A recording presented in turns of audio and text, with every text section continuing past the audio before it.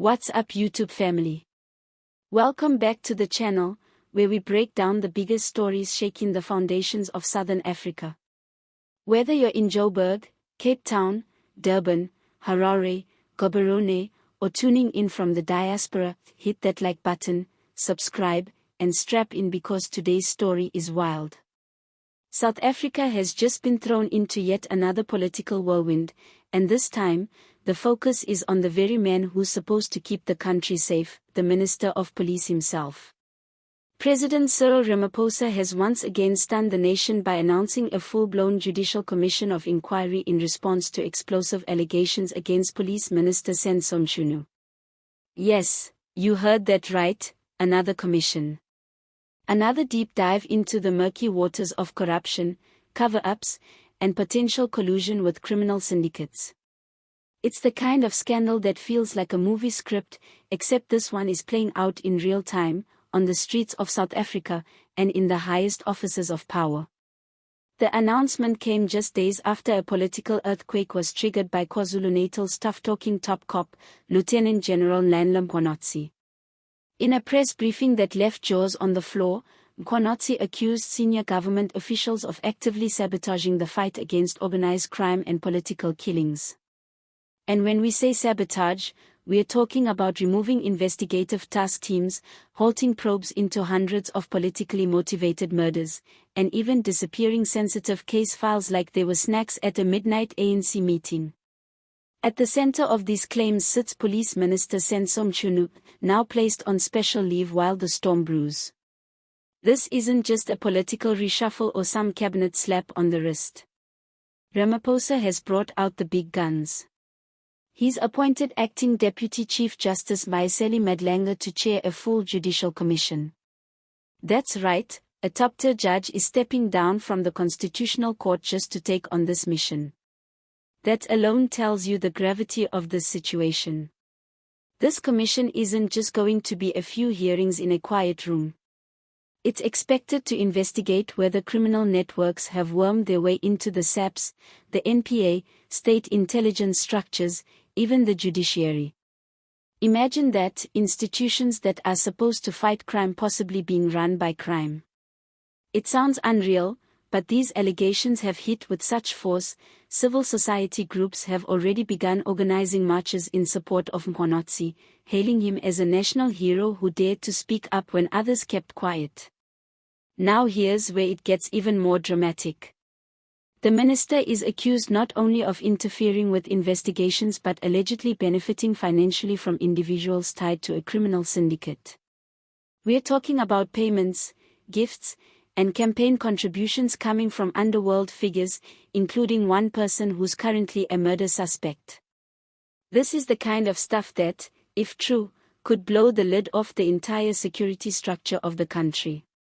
We're looking at a potential domino effect where multiple officials, past and present, could fall. Ramaphosa, for his part, is trying to walk a tightrope. He's under immense pressure.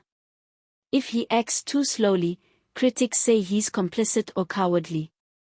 If he acts too fast, some warn it could be seen as politically motivated. But in this instance, placing Mchunu on special leave and launching a commission chaired by one of the country's most respected legal minds shows that the president is finally putting muscle behind his anti-corruption rhetoric. It's high-stakes poker now. And if Madlanga finds damning evidence, it could mean not just the end of Mchunu's career but major shakeups across law enforcement. In the meantime, legal academic and corruption expert Professor Firoz Kokelia has been appointed as Acting Minister of Police, starting in August. He's someone with real credentials in governance and justice, not a party hack. That's a smart move by Ramaphosa, who desperately needs to restore trust in a ministry that has been under siege from both criminals and critics alike. But not everyone is buying into this commission. Some opposition parties, including the DA and the EFF, have already come out swinging. They say South Africans are tired of commissions that produce thick reports, dramatic headlines, and ultimately, no consequences. Remember the Zondo Commission? Billions of rands exposed in looting, hours of testimony, but here we are, still asking where the real justice is. The Good Party has gone even further, calling for a full criminal investigation instead of what they view as another PR stunt by a president running out of time. On the streets, ordinary South Africans are watching all of this with a mix of hope and exhaustion. Hope that maybe, just maybe, someone finally has the guts to clean house. Exhaustion because they've seen this movie before, a commission, a press conference, some legal back and forth, and then the next scandal comes and buries the old one. The stakes here are enormous. If the allegations are proven true, we're not just talking about one bad minister. We're talking about systemic corruption that has infected the heart of the security apparatus. That's national security. That's rule of law. That's the very foundation of democracy. And if Ramaphosa can clean it up now, he risks going down in history not as the reformer he promised to be, but as the man who fiddled while the state burned. On the flip side, if the commission works, if it names names, produces evidence, and delivers arrests, it could be the moment Ramaphosa finally reclaims the moral authority he's been accused of lacking.